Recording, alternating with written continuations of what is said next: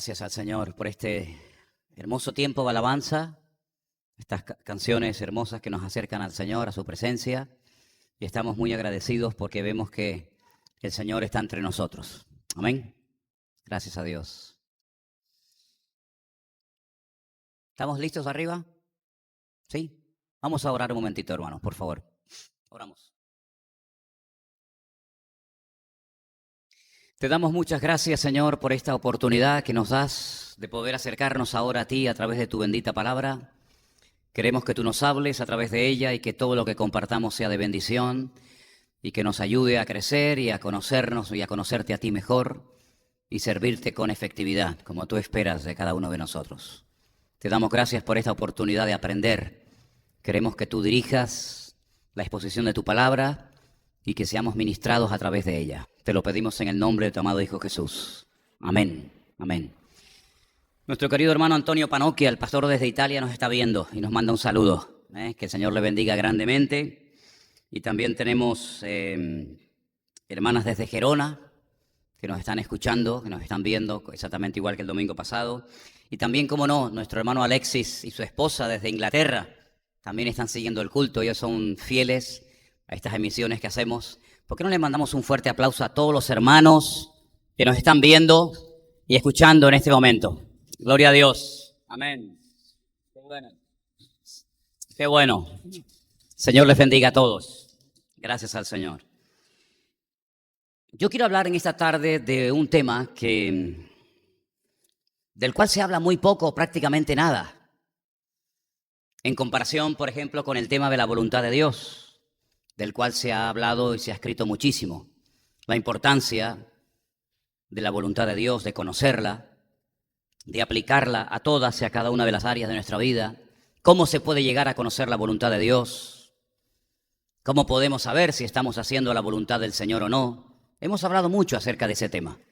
Tenemos la Biblia, hemos hablado de la necesidad de que se den las circunstancias, de aprender a esperar en los tiempos de Dios, de tener esa paz, esa confianza en el Señor, de que Dios va a ir poco a poco, pues abriendo las puertas, ¿verdad? Pero yo en esta tarde quiero hablar de la voluntad del hombre, la voluntad humana. Cuando estudiamos la Biblia desde el principio, vemos que Dios no creó a un robot. Dios creó a un ser humano tan perfecto que le dio voluntad, le dio libre albedrío. Y a través de ese libre albedrío podemos tomar decisiones. Adán tenía la oportunidad y el privilegio de poder tomar decisiones. Algunas fueron correctas, otras no fueron tan correctas. Y a lo largo y ancho de toda la Biblia, vemos que grandes personajes, guiados por la voluntad del Señor, pero también, como no, por sus impulsos, por su voluntad, por su libre albedrío, tomaron decisiones. Repito, algunas buenas y otras no tan buenas.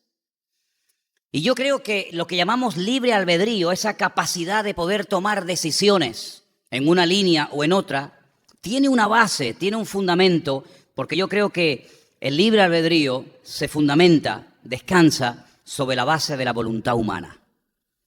La voluntad del hombre, la voluntad de uno mismo, nos va a acompañar hasta que lleguemos a su presencia. No se anula con la conversión, no se anula con el ministerio. No se anula con el paso del tiempo, sino que tú y yo siempre tendremos voluntad de hacer, no siempre cosas malas, porque a veces la voluntad del hombre, el deseo del hombre, es también a veces hacer cosas correctas. Y he estado buscando en la Biblia personajes o personas, y vamos a hablar de 3 concretamente, personas que en un momento determinado nos manifiestan lo humanos que llegaron a ser. Cómo su voluntad en momentos puntuales de su vida se logró imponer. Vamos a comenzar por el primer personaje. En el libro de Jonás, capítulo 1, encontramos a un profeta de Dios. No encontramos a un recién convertido, a un neófito en la fe, sino encontramos a un profeta. Y sabemos que en la Biblia, en aquellos tiempos, los profetas eran personas muy importantes, porque eran los voceros de Dios. Eran los que le transmitían la voluntad, la palabra de Dios al pueblo, a la gente. Por lo tanto, la gente los escuchaba con mucha atención, porque cuando hablaban y decían, así dice el Señor, la gente sabía que había que prestar suma atención porque era Dios hablando a través de sus bocas, a través de sus vidas. En el capítulo 1 del libro de Jonás leemos los siguientes versículos. La palabra del Señor le vino a Jonás, que dice que era el hijo de Amitai, y la palabra dice lo siguiente. Dios le dice categóricamente a Jonás, levántate y ve hacia Nínive, aquella gran ciudad, y pregona contra ella porque ha subido su maldad delante de mí. Versículo 3. Jonás se levantó para huir de la presencia del Señor a Tarsis, la dirección contraria.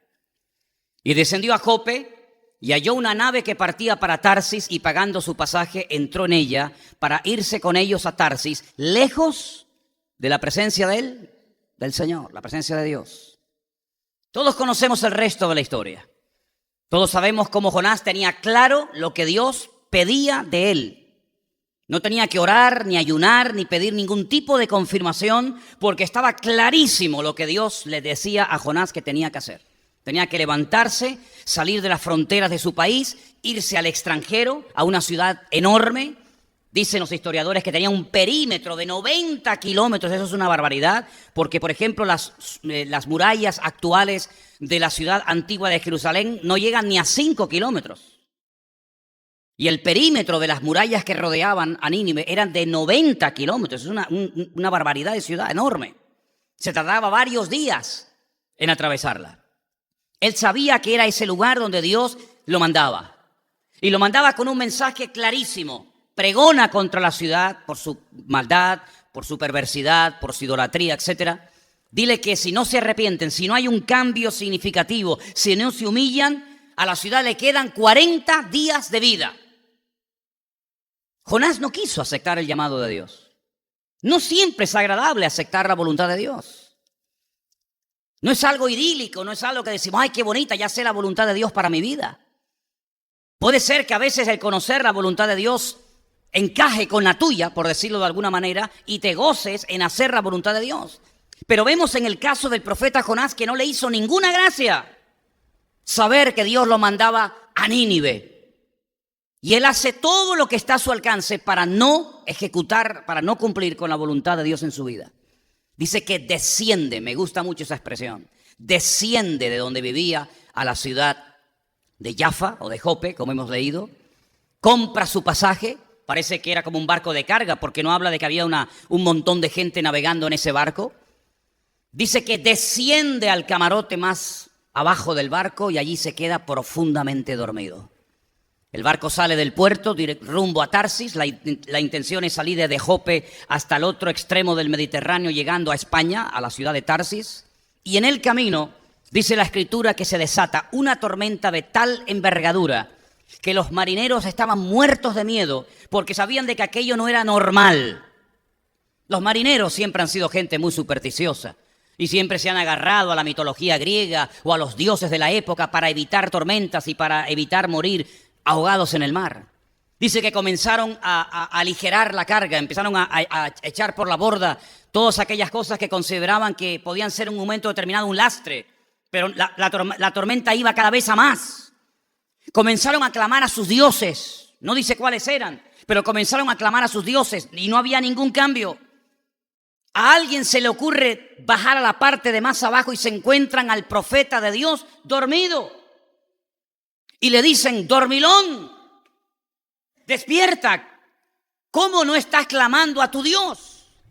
Esa palabra dormilón, ese sueño del cual hace referencia el libro de Jonás, es el mismo verbo de ese sueño tan profundo que sintió Adán en el jardín del Edén, cuando dice que el Señor como que lo anestesió, lo dejó dormido y entonces dice que extrajo de él a Eva. Fue algo tan profundo que él no era consciente de que estaba en medio de una tempestad, de una tormenta tremenda. Y entonces como que lo interrogan y le dicen, ¿pero tú quién eres? ¿A qué te dedicas? ¿Qué haces aquí entre nosotros? Y él abre su corazón y dice, yo estoy huyendo, estoy escapándome de la presencia de Dios.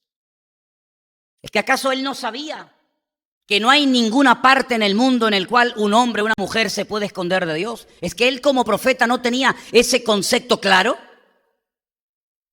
Sabemos que Adán pensaba que podía ocultarse de la voz de Dios, pero estamos hablando de un profeta, estamos hablando de un conocedor de las Escrituras. ¿Cómo que estás huyendo de la presencia del Señor? Y le dice este hombre, clama a tu Dios, a ver si a través de la intervención de tu Dios esta tempestad se calma. Porque dice que habían echado suertes y la suerte había caído sobre Jonás. Ellos sabían que aquella tormenta no era una tormenta como otras que ya habían vivido. La suerte indicaba que aquel hombre era el causante de dicha tormenta. Jonás no dice, bueno, yo soy el culpable y por lo tanto lo que les pido por favor es que den la vuelta y me lleven otra vez a Jope, a Jaffa. Y allí pues ya yo sé lo que tengo que hacer. No, sino dice algo disparatado, algo que yo personalmente no me atrevería a decir. Y él dice, tíreme por la borda. ¿Tú sabes lo que es que te tiren por la borda en alta mar? ¿Sabes que es una muerte segura? Tíreme por la borda. Él pensaba que muriendo en alta mar, que él creía que era mejor morir en alta mar que ir a Nínive a predicar. Tanto miedo le daba ir a Nínive. Tanto terror le daba ir a Nínive. ¿Era un cobarde Jonás? ¿Era un mequetrefe que le tenía miedo a los ninivitas? Bueno, puede ser que le tuviera algo de miedo, porque realmente si ustedes estudian lo que le hacían a los enemigos, los de Nínive, es para ponerte los pelos de punta. Las torturas de esa gente eran brutales. Pero en el fondo Jonás no le tenía tanto miedo a lo que le pudieran hacer al ser extranjero y además ir a la ciudad a decirle que se arrepientan o en 40 días la ciudad va a ser destruida, sino que la realidad de todas es que él no quería que los ninivitas se arrepintieran. Porque él sabía perfectamente que si Dios mandaba a Jonás a Nínive, simplemente el hecho de movilizar a un profeta de un país a otro y más a un israelita y mandarlo al extranjero es porque Dios les quiere dar una oportunidad de arrepentimiento a los que él consideraba los peores enemigos del pueblo de Dios.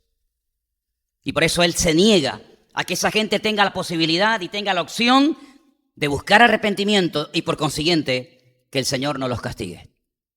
Él está dispuesto a morir en alta mar antes de dar su brazo a torcer. ¿Qué es lo que está jugando ahí en el fondo? La voluntad del profeta. Porque la voluntad de Dios ya sabemos cuál era. Levántate y vete a Nínive. Punto, ya está, no hay que aclarar demasiadas cosas. Pero lo que está ahí predominando es la voluntad del hombre, la voluntad humana, que todos, tú y yo la tenemos. Que no se anuló, no se extinguió el día que nos convertimos, ni el día que nos bautizamos. Ni el día que comenzamos a servir a Dios a tiempo completo en el ministerio, o el día que nos casamos, o el día que hablamos en lenguas, o el día que no sé, pueden poner todos los ejemplos que quieran. La voluntad tuya y mía nos acompañará hasta que nos entierren. Y la voluntad de Jonás se rebelaba en contra de la voluntad de Dios. Él no quería bajo ningún concepto aceptar la voluntad de Dios. Y está dispuesto a morir. Está dispuesto a decir no, no y no. Pero dice la Biblia que Dios tenía preparado un gran pez. ¿Cuántos dicen amén? Qué tremendo, ¿eh? Dios tenía preparado un gran pez. ¿Saben lo que dicen los judíos? Que ese gran pez, yo les digo lo que dicen, que sea así o no, pero ellos dicen que ese pez, desde el principio de la creación, ya Dios lo había preparado, ya Dios lo había creado para que se tragara a Jonás. Lo que está bien claro es que el pez lo engulló. El pez lo tragó. Yo no sé qué es peor, ¿eh? No sé si es peor ir en un barco con una tempestad endemoniada, que te tiren por la borda o que te traiga un pez. De las tres cosas, ¿cuál elegirías? Una tormenta de 12 nudos, olas de 25 metros de altura. ¿Les hace ilusión? ¿Les hace ilusión a cualquiera? ¿No? Bueno, opción 2. Que nos tiren por la borda, en alta mar. Vamos a morir de frío, vamos a morir ahogados. ¿Prefieres esa? Vamos a la tercera. Que te traiga un enorme pez y que tú no sabes si vas a salir. Porque nosotros sabemos que salió, porque miramos hacia atrás. Pero él no sabía lo que le iba a pasar. Él estuvo 3 días y 3 noches metido ahí adentro. Yo creo que se tenía que mover más el pez que el barco. Y creo que los jugos gástricos y todo lo que se sentía allá adentro tenía que ser tan terrible. Además, no creo que pudiera dormir muy bien, que digamos. A veces hemos visto dibujos animados donde uno es tragado por una ballena y hay alguien que enciende una velita y ahí está sentadito. No, eso era algo terrible realmente, algo impresionante. Hasta que después de 3 días, 72 horas, ¿por qué no oró el primer día? Oye, a mí me traga un tiburón, a mí me traga un pez, y te aseguro que desde que me traga hasta que me vomita, si es que me vomita o no me devora, no paro de orar. Señor, sácame de aquí, Señor, que no me coma, Señor. Pero sin embargo, Jonás está 3 días sin abrir la boca. Es que era duro, ¿eh? Duro. Y a los 3 días clama al Señor, y a los 3 días se arrepiente, y a los 3 días dice, está bien, tú ganas. Desde la angustia invoqué al Eterno, y Él me respondió. Y cita el Salmo 118. Y entonces el pez cambia de dirección, va a la orilla y ¡guau! Allí lo vomita. Y me imagino que habrá notado el vómito encima, ¿no? Qué tremendo. La voluntad del profeta Jonás luchando contra la voluntad de la voluntad de Dios. Luchando consigo mismo. Un hombre de Dios, un profeta de Dios, el vocero de Dios, dejándose llevar por su propia voluntad durante días y días y días, hasta que finalmente es derrotado y reconoce que la voluntad de Dios es santa, es agradable y es perfecta. ¿Cuántos dicen amén? La voluntad del hombre es tan real como el aire que respiramos. Es una fuerza brutal. Dijo un famoso comentarista bíblico, Barclay concretamente, dentro de nosotros, dentro de nuestra piel, hay como 2 personas, como 2 voluntades, una que tira en una dirección y otra que tira en otra dirección. Rara vez van las 2 en la misma línea, ¿verdad? Las circunstancias que nos ocurran a lo largo de nuestra vida, las pruebas, los momentos puntuales en los que nos encontremos, van a descubrir cómo está nuestra voluntad humana en este momento en nuestra relación con Dios. ¿Cuántos dicen amén? A veces habrán circunstancias, habrán momentos, habrán ciertas y determinadas pruebas, ciertas y determinadas dificultades o situaciones en las que nuestra voluntad puede aflorar, y ahí te vas a dar cuenta si verdaderamente tu voluntad es tu aliada y tu amiga o es tu peor enemigo. Dejemos a Jonás a un lado, ¿les parece? Y nos vamos al Nuevo Testamento, porque algunos pueden pensar, espero que no, que esto era algo que le pasaba solo a la gente del Antiguo Testamento, porque como no tenían el Espíritu de Dios en sus vidas, aunque en el caso de Jonás, pues sabemos que a veces el Espíritu de Dios venía y se marchaba de los profetas, y como no era miembro de ninguna congregación, y como no había estado con Cristo, y como no conocía la obra de Cristo, pues puede ser que todo eso le pasara a este hombre. Pero ya eso en el Nuevo Testamento queda totalmente anulado, y ya todas las personas que nacen de nuevo y conocen al Señor, pues ya no tienen esas luchas. Romanos capítulo 7, por favor. Romanos capítulo 7. Miren lo que dice el apóstol Pablo a partir del verso 12. Presten atención porque es una porción que parece un poco complicada de entender, pero vais a ver que no. De manera que la ley a la verdad es santa, y el mandamiento santo, justo y bueno. Luego, lo que es bueno, pregunta Pablo, ¿vino a ser muerte para mí? Es decir, ¿cómo algo bueno como la palabra, cómo algo bueno como la ley, cómo algo bueno y maravilloso como la escritura vino a ser muerte para mí? Dice, no, en ninguna manera, sino que el pecado, para mostrarse pecado, produjo en mí la muerte por medio de lo que es bueno.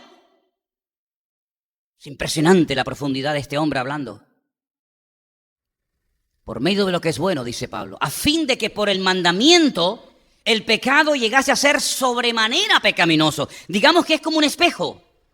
La palabra de Dios tiene, digamos, muchos tipos o símbolos, y digamos que Dios pone la palabra, Dios pone su voluntad, Dios pone las escrituras delante de nosotros, es un espejo, y cuando nos miramos delante de ese espejo, mi voluntad humana, mi pecaminosidad, mi rebeldía, mi soberbia, etcétera, etcétera, queda expuesta, queda exhibida. No es que el espejo sea malo, no, el problema no está en el espejo, el problema está en lo que proyecta el espejo. Y por eso dice Pablo, ¿cómo es posible que algo bueno, el espejo de la palabra de Dios, se haya convertido en mí en algo malo? Dice, no, es que el problema no está en el espejo, el problema no está en la palabra, el problema está que hay algo dentro de mí, de lo cual él ahora va a hablar. Y dice, pero sabemos que la ley es espiritual, mas yo soy carnal. Pero vamos a ver, ¿quién está hablando aquí? ¿Poncio Pilato? ¿El traidor que vendió a Cristo por 30 monedas de plata? ¿Quién está hablando aquí? ¿Quién acaba de decir, por favor? ¿Quién acaba de decir, yo soy carnal? ¿Quién? Estoy vendido al pecado. Porque lo que hago, no lo entiendo. Pues no hago lo que quiero, sino lo que aborrezco. Eso hago. Y si lo que no quiero, esto hago, apruebo que la ley es buena. El problema no está en la ley. El problema no está en la voluntad de Dios. De manera que ya no soy yo quien hace aquello, sino el pecado que mora ¿dónde? En mí. Hablamos del pecado del mundo, el pecado de la sociedad, el pecado de los inconversos, el pecado del mundo. Sí, pero Pablo dice primero, soy carnal, no he dejado de ser una persona de carne y hueso. Mi voluntad no la ha anulado mi llamamiento, mi apostolado, mi nuevo nacimiento. Soy carnal, vendido al pecado, y descubro que hay algo en mi vida que se llama pecado, que mora, que vive, que está permanentemente en mí. El pecado mora en mí. No le echa la culpa al diablo, no le echa la culpa a los pastores, no le echa la culpa al mundo o al gobierno, sino dice, no, el problema está dentro de mí. No es algo que me viene de afuera como un agente externo a atacar, como una especie de virus o de enfermedad, sino es algo que llevamos dentro. Pero está hablando un apóstol, está hablando un hombre de Dios, está hablando una persona que llegó a la presencia del Señor en vida y vio cosas increíbles que ni siquiera las logró escribir. Y dice, pero el pecado está en mí.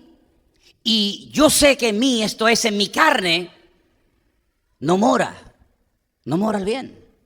Porque el querer, escuchen, el querer el bien está en mí, pero no el hacerlo. Menuda batalla tenía este hombre, ¿no? Menuda batalla. Porque no hago el bien que quiero, sino el mal que no quiero, eso hago. ¿Qué te parece? Nos quedamos con la boca abierta, ¿no? ¿Sí o no? Y si hago lo que no quiero, ya no lo hago yo, y otra vez, sino el pecado que mora en mí. Así que queriendo yo hacer el bien, hallo esta ley, que el mal, el problema, ¿en quién está? Dice Pablo, en mí. Porque según el hombre interior, me deleito en la ley de Dios. Hombre, claro. Pero veo otra ley en mis miembros que se rebela contra la ley de mi mente. Así como Jonás se rebeló contra la voluntad de Dios. Así como Jonás dijo, no voy a Nínive. No quiero ir allí a servirte. No quiero ir allí a llevar palabra. Pues ahora él también se rebela y dice, hay una ley entre mis miembros que se rebela contra la ley de mi mente y que me lleva cautivo a la ley del pecado. Fíjate cuántas leyes está nombrando aquí. Y esa ley del pecado, dice, está en mis miembros. Y ahora dice algo increíble. Miserable de mí. Soy un miserable. ¿Quién me librará de este cuerpo de muerte? Mira, quiero decirte algo, hermanos. Quiero decirte algo.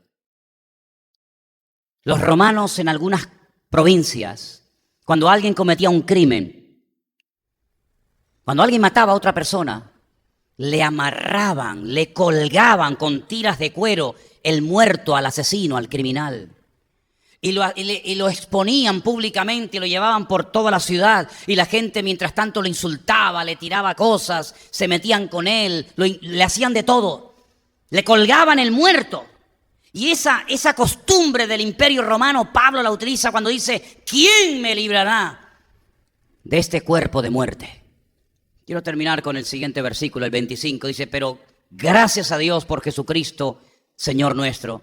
Así que yo con la mente sirvo a la ley de Dios, mas con la carne a la ley del pecado. Ahora, yo estuve viendo, no sé si ustedes tienen su Biblia ahí a mano, no lo vamos a hacer ahora arriba, pero si tienes tu Biblia a mano, por ejemplo, tú dices, bueno, ¿de qué está hablando Pablo en el capítulo 5? Por ejemplo, por arrancar de un capítulo. Romanos, capítulo 5. Justificados por la fe. Los resultados de la justificación. ¿Lo veis o no? Un tema extraordinario. Bien. También en el capítulo 5 hace como un paralelismo entre dos personajes, entre el Adán y entre Cristo. Dice, mira, así como en Adán, cuando él pecó, ocurrió esto. Ahora en Cristo, el segundo Adán, si lo aceptamos, si creemos en él, ocurrirá esto y esto. Muy bien, perfecto. Vamos al 6. Muertos al pecado. Y habla acerca de otro tema completamente diferente. A continuación, a partir del versículo 15, habla acerca de que somos siervos de la justicia. Perfecto. Seguimos. Llegamos al capítulo 7 y hace una analogía, una comparación entre el matrimonio y nuestra relación con Dios. Perfecto. Y el capítulo 8 habla de vivir en el Espíritu, pero fíjense que entre el capítulo 7 y el capítulo 8, en medio, metió esto que acabo de leer esta noche. Mi pregunta es, ¿por qué? Porque él viene tocando diferentes temas, la justificación, nuestra relación con el Señor. Más adelante habla de vivir en el Espíritu. Más adelante da una exposición extraordinaria de cómo podemos vivir en victoria. Habla acerca de Israel, cómo fue elegido, lo que le pasó a Israel, etcétera, etcétera. Al final habla de cómo los gentiles fueron también llamados por el Señor para que le conocieran. Pero mi pregunta es, ¿para qué mete algo tan personal? ¿Por qué no se calla la boca? Porque si Pablo no hubiera hablado de lo que le estaba pasando, tú y yo nunca sabríamos las batallas que este hombre tenía. Es decir, nos quedaríamos con la boca abierta viendo los diferentes temas y los desarrollos de dichos temas en la carta de los Romanos, porque es una carta extraordinaria, tremendamente profunda. Bueno, la justificación por la fe, ¿eso qué es? Y te vas al capítulo 5 y te quedas con la boca abierta de lo que ocurre cuando una persona es perdonada, limpiada, transformada y justificada por el Señor. Bueno, gloria a Dios, un estudio excelente. Te vas al capítulo 8, viviendo en el Espíritu, un capítulo con una profundidad alucinante. Ese capítulo hermoso que te dice, mira, no hay nada que nos pueda separar del amor de Dios, ni la muerte, ni la vida, ni lo alto, ni lo profundo. Te quedas con la boca abierta. Llegas al capítulo 12 de Romanos, los deberes del cristiano, y ahí te encuentras algunos de los dones que uno puede llegar a tener, etcétera, ¿verdad? Pero mi pregunta, repito, es, ¿para qué tiene que abrir su corazón ante toda la cristiandad?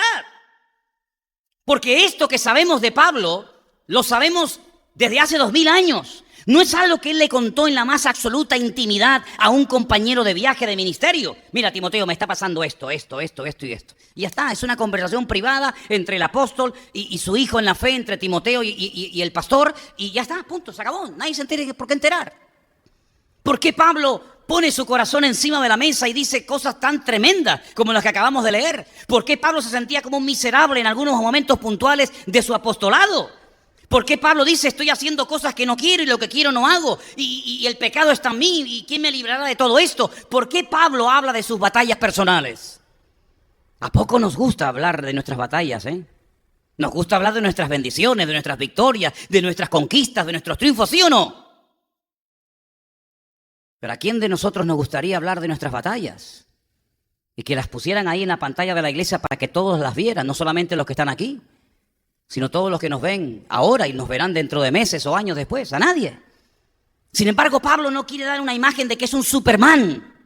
Pablo no quiere dar una imagen de que es un hombre que a él le resbalan las tentaciones, él no tiene ningún tipo de miserias personales, él lo tiene todo superado, él es un hombre que vive a un nivel y en una dimensión espiritual que todo le resbala, ¿verdad? Sino que él está hablando de su naturaleza humana, de su voluntad como hombre. Y él está diciendo, yo tengo las mismas batallas y las mismas luchas y la misma guerra interior que cualquier creyente a lo largo de la historia.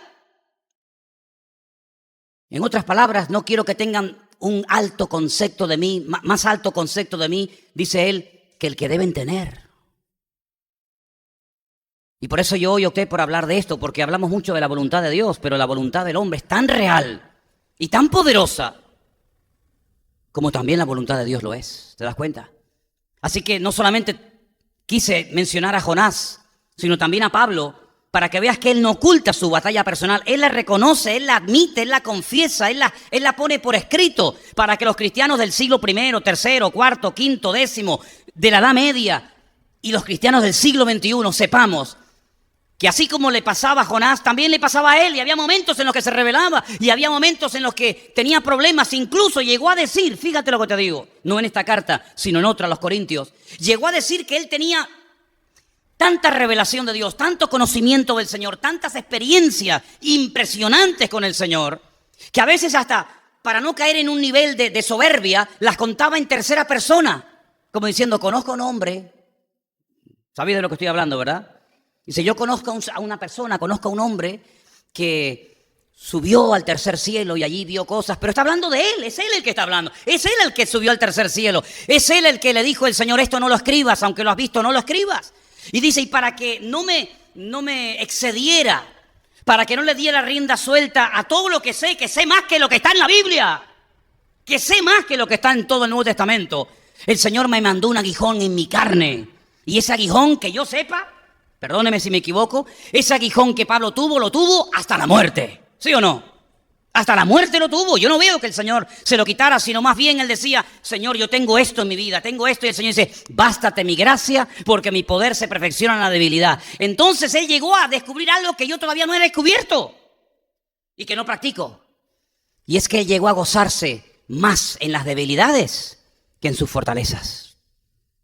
Yo no le hablo de mis debilidades a nadie. Jamás lo he hecho. Los hombres somos diferentes tal vez a las mujeres en ese aspecto, ¿no? Las mujeres, con todo mi respeto, a lo mejor se juntan y se cuentan sus cosas.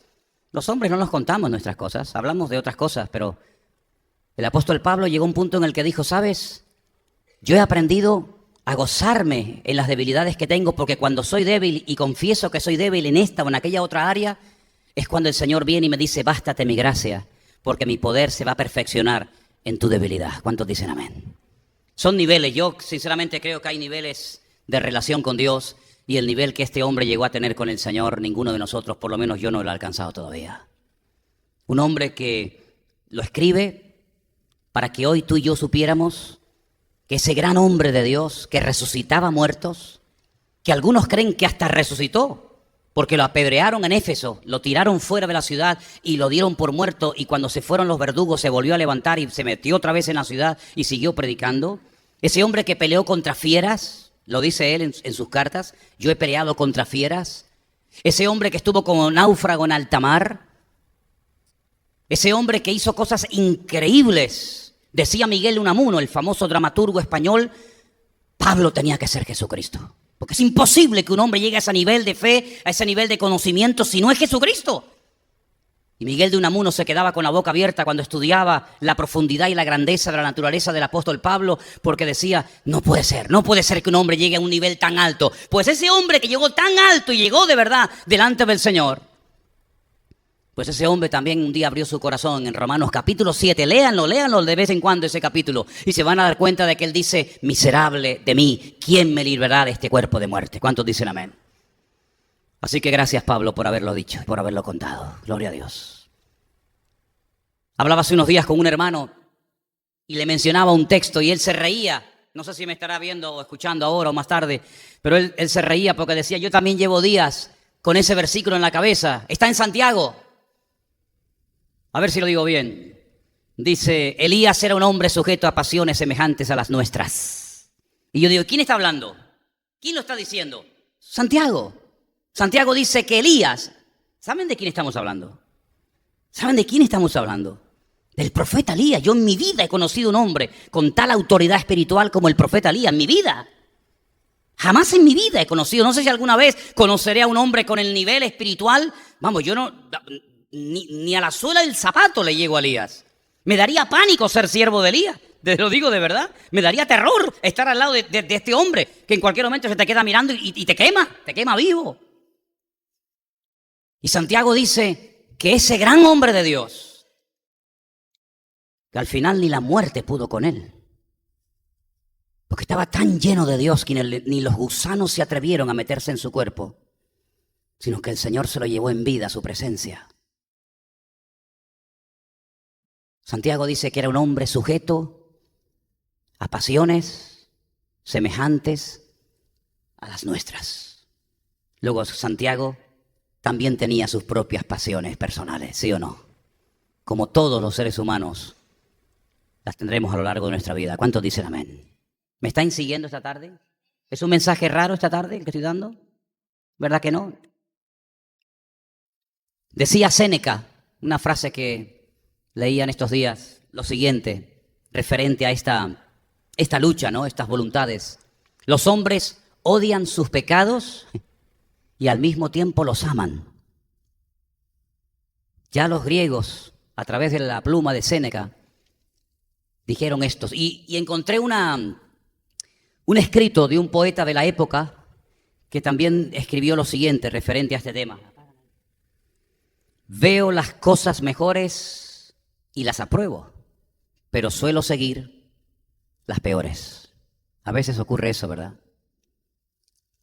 No solamente vemos en Jonás y en Pablo estas batallas y estas luchas, sino que después, por ejemplo, observando y leyendo la Biblia con tranquilidad, desde un punto de vista objetivo, nada crítico, porque les digo sinceramente, yo no me atrevería a juzgar ni a Jonás, ni a Pablo, ni a estos personajes que les voy a mencionar a continuación, porque sinceramente no creo que es bueno juzgarlos. Pero por ejemplo en Sansón era un hombre de Dios, ¿sabes? La unción que había en su vida era real. No es que era un tipo que se metió en el gimnasio y se machacó y tenía un cuerpo descomunal y de vez. No. La fuerza de Sansón procedía de Dios. Nos imaginamos a Sansón como un hombre corpulento, superpoderoso, pero probablemente Sansón sería un hombre normal y corriente como cualquiera de nosotros. Ay, amigo, pero cuando venía el Espíritu de Dios sobre él, hacía cosas que ni el más forzudo del mundo podía hacerlas. Pero también era capaz de hacer cosas que uno dice, pero ¿este es Sansón? ¿Este es Sansón? ¿El ungido del Señor? ¿El juez de Israel? Uno observa la vida de David. No ha habido nadie más cerca del corazón de Dios que David. Lo dice Dios. Dios da la cara por él. Y sin embargo David era capaz de hacer cosas que hoy en día serían un delito y terminarías en la cárcel, pero por muchos años de condena, ¿eh? Y dudo mucho de que nos atreveríamos a invitar a David, después de lo que hizo, para que viniera a una conferencia de pastores o de líderes o sabe Dios qué, a hablarnos, ¿verdad? Y miramos, por ejemplo, a Pedro, ¿no? Yo jamás me atrevería a juzgar a Pedro en nada de lo que hizo. Porque a veces también nuestras acciones pueden llegar a negar con más contundencia al Señor que las palabras que Pedro utilizó para negarlo a él. Y Pedro era un hombre tremendamente sincero. Él no fingía, no era un hipócrita, no era un falso, era un hombre que decía, Señor, tú tranquilo, no te preocupes, aunque todos te abandonen, aunque todos te dejen, yo voy a ir contigo hasta la muerte si hace falta. Y no está haciendo una película, no se está inventando nada, sino que él es sincero y él dice, Señor, tú tranquilo, yo voy a estar a tu lado. Pero llegó el momento y no lo hizo. Porque la voluntad humana, el ego del ser humano no está preparado para hacer la voluntad de Dios. Hace años oí a alguien que dijo que a nadie se le ocurra creerse que se puede vivir la vida cristiana por uno mismo y triunfar y vivir siempre en victoria. Que ni se te pase por la cabeza, porque si la ley era imposible de cumplir, el evangelio aún es más complicado de cumplirlo. Si la ley con todos los mandamientos que había, nadie pudo cumplirla. Aquellos 613 mandamientos, nadie los pudo cumplir. Mira, ni el que recibió la Torá en el monte Sinaí, llamado Moisés, fue capaz de poder entrar a la tierra prometida, porque fue el hombre más manso de la tierra, un hombre que hizo milagros alucinantes. Nunca le ha hablado el Señor a nadie con voz audible, como lo hacía con Moisés. Le hablaba así, con voz audible. Los milagros que hizo Moisés no los ha hecho nadie a través de la historia. Sin embargo, no llegó a entrar a la tierra prometida. No llegó a entrar a la tierra prometida, pero tan grave fue lo que hizo. Sinceramente, y que el Señor me perdone, yo creo que Moisés no se merecía ese castigo. ¿No creen ustedes? 40 años sirviendo a Dios, esforzándose, aguantando críticas. ¿Cuántas veces quisieron matarlo? Lo criticaron por la mujer que tenían. Lo criticaron porque sus propios hermanos, Miriam y Aarón, dijeron, pero ¿por qué Dios siempre tiene que hablar a través de él? ¿Es que acaso Dios no nos puede usar también a nosotros? Lo criticaban por todo, cuando había agua, cuando no había agua, cuando tenían frío, cuando tenían calor. Desde el primer día hasta el último lo estuvieron cuestionando en todo. Llegó a perder el control en varias ocasiones. Dice, por culpa de vosotros me he airado y he pecado contra el Señor. Lo hartaron a Moisés, permítanme decirles, hermano, terminaron hartándolo, lo aburrieron. Y al final ya, mira, ya si Dios me dijo que hablara, pues a golpe se lió con la piedra y el Señor dijo, pues ahora no entras. No podemos borrar solamente este incidente y destacar todo lo demás. Hace unos días leía que alguien preguntaba y decía, ¿por qué la Torá, por qué la Biblia empieza tan bonita con el libro del Génesis, hablándonos de la creación, de los pajaritos, del jardín del Edén, y el último libro de la ley, la Torá, termina tan mal, tan triste? Moisés no llega a la tierra prometida, se muere en el camino. ¿Qué te parece? Pero ¿cómo reaccionó Moisés? ¿Con ira contra Dios? ¿Con enfado contra Dios? Dijo, está bien, Señor, no voy a entrar, no entro, y punto. Y allí en aquel lugar el Señor dice que lo enterró. Hermanos, Dios no ha enterrado nunca a nadie. El honor que tuvo Moisés el día que murió no lo ha tenido nadie. Permítame, con todo respeto lo digo, ni Cristo tuvo ese honor. A Cristo lo enterraron los hombres. A Cristo lo enterraron los hombres. Lo enterraron en un sepulcro labrado por un hombre. A Moisés lo enterró el mismo Dios. En un lugar que nadie sabe dónde estaba. Y cuando está el Señor Jesucristo en pleno vigor, en plena vitalidad de ministerio, en lo alto del monte de Tabor, dice la tradición, allí aparecen nada más y nada menos que Moisés y Elías. Luego yo creo que el Señor tenía una recompensa mejor en el futuro para Moisés, porque si hubiera entrado a la tierra prometida, hubiera entrado como uno más. Pero cuando Moisés entró es cuando el Señor quiso que entrara y habló y se entrevistó nada más y nada menos que con el Señor Jesucristo. ¿Cuántos dicen amén? Qué lindo, ¿no? Pero es reservado para el final al tercer personaje, porque hemos hablado de un profeta del Antiguo Testamento que era Jonás. Hemos hablado de un hombre del Nuevo Testamento. Fíjense a quién he escogido, a Pablo, a Saulo de Tarso. Pero quiero llevarlos a Mateo. Por favor, capítulo 26. Mateo capítulo 26. Y ahora vamos a leer una historia extraordinaria de nada más y nada menos que de nuestro Señor Jesucristo. Entonces Jesús llegó con ellos a un lugar que se llama Getsemaní. Es un lugar donde se aplastaba la aceituna, la oliva, para hacer el aceite.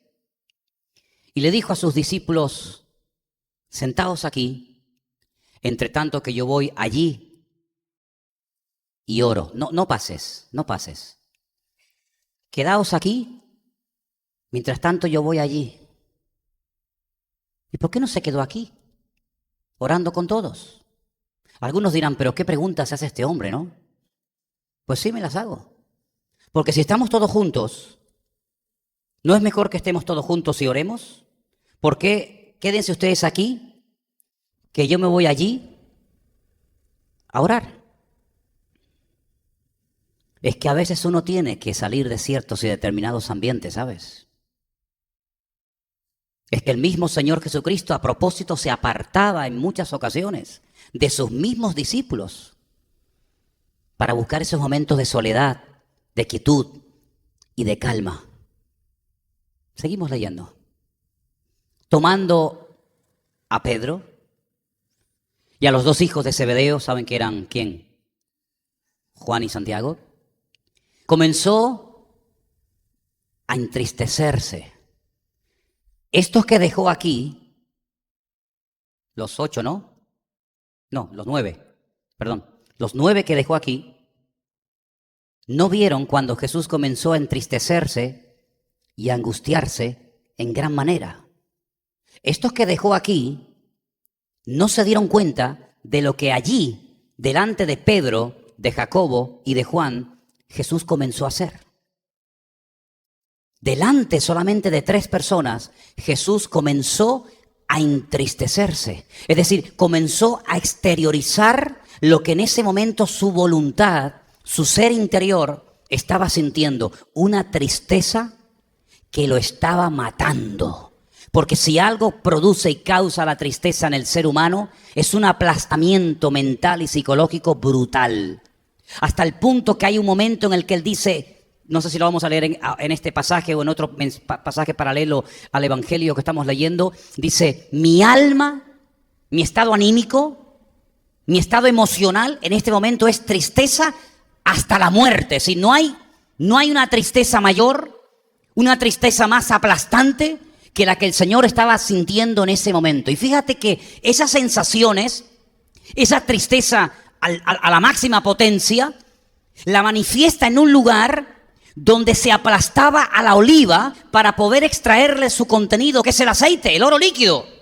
Oye, qué curioso que el Señor no va al monte Tabor, o el Señor no va a Capernaum, o el Señor no se va al río Jordán, sino que se va justamente a un lugar que huele a aceite, a un lugar que hasta el día de hoy está lleno de olivos, un lugar donde en aquel momento la gente iba allí con sus olivas para que se las aplastaran y pudieras tener algo de ese preciado líquido en tu casa. Y en ese lugar donde el hombre aplastaba la aceituna para poder extraer el aceite, es donde ahora él está siendo triturado y aplastado. Y es allí donde él comienza a entristecerse y dice, mi alma está muy triste, y no es una exageración, sino es la pura realidad, está muy triste hasta la muerte. Y dice, quedaos aquí, y velad conmigo. Los de allí que no se van a enterar, pero aquí ustedes se van a enterar de lo que me está pasando. Y Jesús les dijo, yendo un poco más adelante, se postró sobre su rostro y orando, dijo, Padre mío, Avino, si es posible, pase de mí esta copa, pero no sea como yo quiero. Ahí está la voluntad humana. Lo que yo quiero no es esto. Lo que yo quiero es otra cosa. Yo te pido que pase de mí esta copa, esta experiencia, esta sensación, este aplastamiento, que pase. Dice, pero que no se haga lo que yo quiero, sino lo que tú quieras. Vino luego a sus discípulos, a los que dejó en el otro lugar, y también a los que le habían acompañado, y se los encontró, ¿cómo? Durmiendo. Y le dijo a Pedro, ¿así que no habéis podido velar conmigo una hora? ¿Habéis sido incapaces de orar conmigo una hora? Velad y orad para que no entréis en tentación, porque el espíritu a la verdad está dispuesto, pero la carne, la voluntad humana, el ego del hombre es débil. Y él lo dice. Otra vez se fue. Dice, bueno, vamos a dar una segunda oportunidad. Y oró por segunda vez diciendo, Padre mío, si no puede pasar de mí esta copa sin que yo la beba, que se haga tu voluntad. Yo veo al Señor Jesucristo en el jardín del Getsemaní con una presión y con una tristeza terrible encima. En otro evangelio, porque este pasaje que estamos leyendo esta noche también se cuenta en otros evangelios, he encontrado que en esa noche, en ese lugar en Getsemaní, se le apareció un ángel para fortalecerle. Es interesante, ¿no? Al creador de los ángeles se le aparece a un ángel para fortalecerlo. También dice en otro evangelio que estaba en plena agonía y su sudor era como grandes gotas de sangre.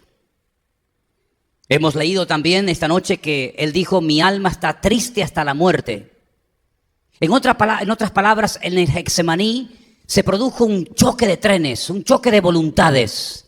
Su voluntad propia, que la tenía, como todos y cada uno de nosotros en esta noche la tenemos, y la voluntad del Padre.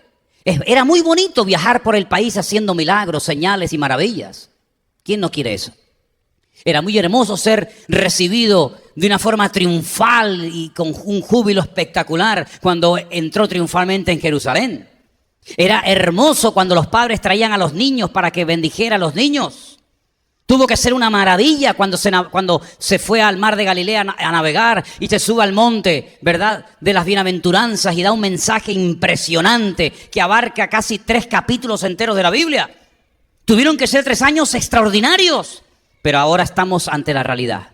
Ahora estamos ante un hecho que va a marcar un antes y un después. Mira, hermanos, en nuestra vida, nuestra relación con el Señor, tendremos momentos de gloria increíbles. ¿Sí o no? ¿Sí o no? Ah, bueno, gracias. Pero también habrá otros momentos de soledad, de angustia, de incomprensión, de hartazgo, de todo. También forma parte de la vida, ¿sabes? También forma parte de la vida. Y esa última noche de Jesús allí con sus discípulos era una noche crucial, era una noche en la que había que tomar una decisión con una envergadura eterna. Él había nacido para eso, él había venido al mundo para eso. No se podía tirar todo por la borda, sino que tenía que doblegar su voluntad y decirle: yo me someto a tu voluntad y yo te expreso la mía.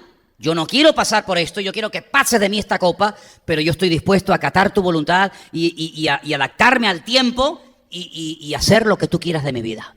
Entonces, a través de la vida de Jonás, a través de la vida de Pablo y a través de la vida de Cristo, yo veo que la voluntad humana es algo que todos llevamos dentro y que tenemos que saber lidiar con ella para que se amolde y se adapte a la voluntad de Dios. ¿Cuántos dicen amén? Porque de lo contrario habrá una lucha, como decía Barclay, entre esas 2 personas, parece esas 2 personas que llevamos dentro. Y lo importante es que el apóstol Pablo, en otra de las cartas que todos conocemos, llegó a decir: ya no vivo yo. Bueno, yo doy gloria a Dios porque Pablo pudo llegar a decir eso. Pero yo no puedo decir eso. Yo no puedo decir: ya no vivo yo. ¿Alguien aquí lo puede decir? Yo no puedo decir eso. Ya no vivo yo. Entonces, si no vives tú, ¿quién vive? Solamente Cristo. Lo que ven es solamente el cuerpo, el envoltorio, pero yo ya morí. Ahora solamente vive Cristo en mí. Así que me da igual si me matan, porque yo para vivir vivo para Cristo, morir vivo para Cristo. Para mí el morir es ganancia. Claro, pero llegar a esos niveles, llegar a esas dimensiones, llegar a esas alturas, no es fácil, ni es cuestión de tocar un botón y decir: ya tengo la madurez. ¿Te das cuenta cómo la vida cristiana, viviéndola en la carne, es totalmente imposible vivirla? Porque te repito, si la ley nadie la pudo cumplir, en la gracia todavía es más complicado. Pero tenemos un aliado, tenemos al Espíritu Santo morando dentro de nosotros.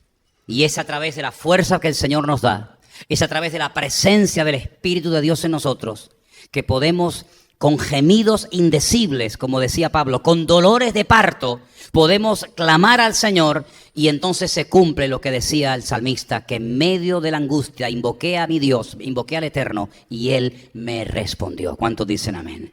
Así es que hay una realidad, es la voluntad humana, es el ego, es nuestra propia naturaleza, que nos acompañará hasta el último día de nuestra existencia. Pero por otra parte también tenemos el aliado, la fuerza y la ayuda del Señor, que nos va a ayudar en nuestras pruebas, en nuestras circunstancias, en nuestras batallas, en nuestros ataques, en nuestros altibajos. Él estará con nosotros todos los días hasta el fin del mundo. Pero no te sientas como un bicho raro, ni te sientas como un tipo que está endemoniado por el hecho de que en algún momento puntual tu voluntad se revela, porque forma parte de la vida, forma parte del juego, forma parte de la carrera que tenemos todos por delante. Y el apóstol Pablo, dice en su última carta: he terminado la carrera, he peleado. ¿Qué has peleado, Pablo? La batalla, la buena batalla. Así es que si no hay batalla, no hay victoria. La vida cristiana, hermanos, es batalla, es guerra, es pelear, es reprender, es tomar autoridad, es levantarse, es caerse, es tropezar y volverse a levantar y seguir adelante en el nombre del Señor. Y esa voluntad se puede ir sometiendo, se puede ir humillando ante la presencia del Señor hasta el punto, hasta el momento que podemos decir, y espero que algún día lo podamos decir 100%, ya no vivo yo. No me interesa nada ni nadie en esta vida, más que solamente la gracia del Señor. ¿Cuántos dicen amén?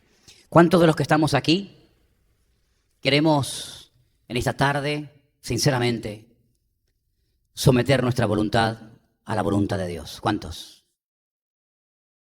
¿De verdad? Nos va a costar. A Jonás le costó. A Cristo le costó. Porque la voluntad de Dios es perfecta y nosotros somos imperfectos. Pero si somos capaces de meternos en Cristo, vamos a poder agradarle al Señor. ¿Cuántos dicen amén? Aleluya. Cierra tus ojos ahí donde estás, ¿sí?